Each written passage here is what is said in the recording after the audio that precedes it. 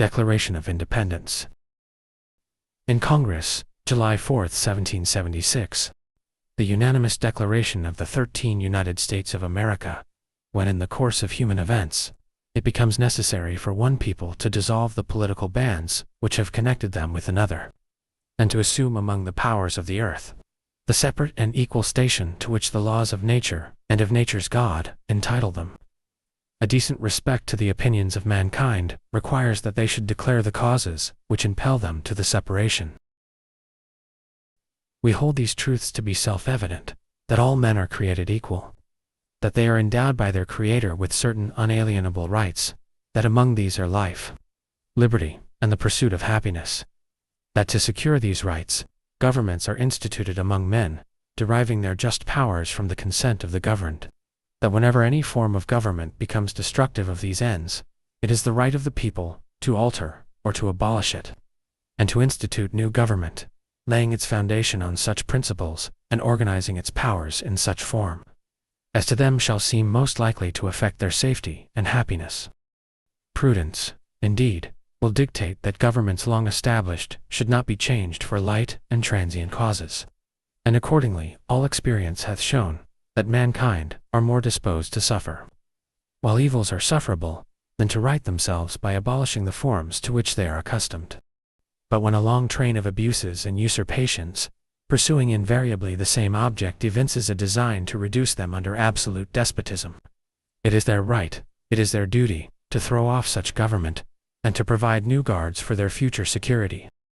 Such has been the patient sufferance of these colonies, and such is now the necessity which constrains them to alter their former systems of government. The history of the present King of Great Britain is a history of repeated injuries and usurpations, all having in direct object the establishment of an absolute tyranny over these states. To prove this, let facts be submitted to a candid world. He has refused his assent to laws, the most wholesome and necessary for the public good. He has forbidden his governors to pass laws of immediate and pressing importance, unless suspended in their operation, till his assent should be obtained. And when so suspended, he has utterly neglected to attend to them.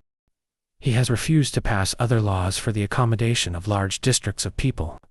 unless those people would relinquish the right of representation in the legislature, a right inestimable to them, and formidable to tyrants only.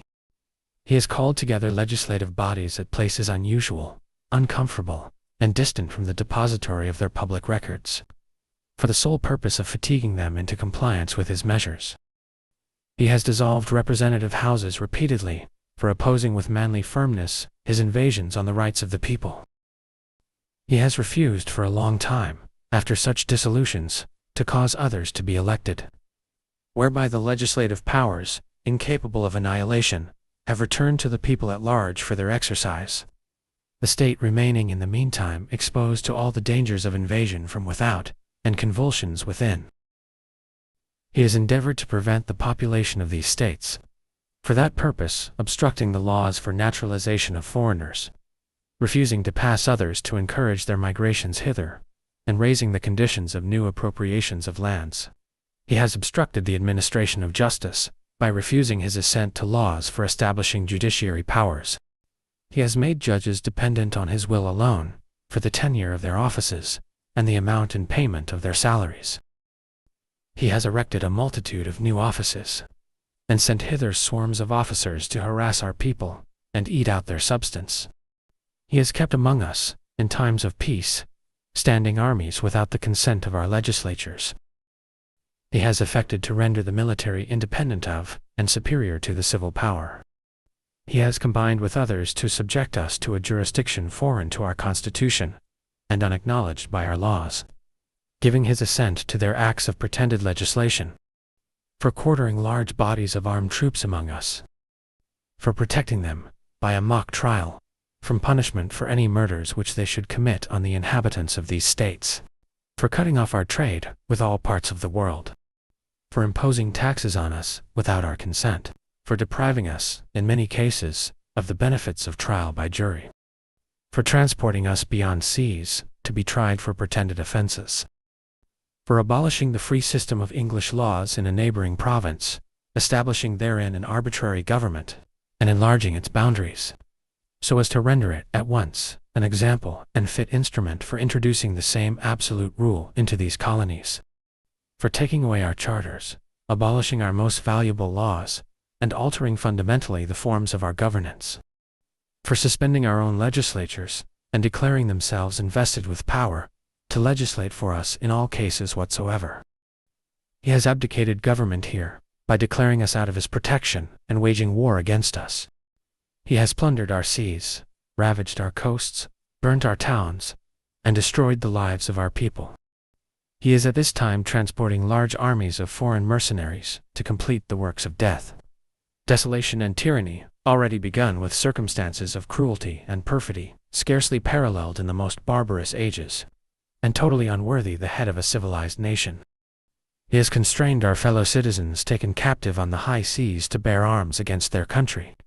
to become the executioners of their friends and brethren, or to fall themselves by their hands. He has excited domestic insurrections amongst us, and has endeavored to bring on the inhabitants of our frontiers, the merciless Indian savages,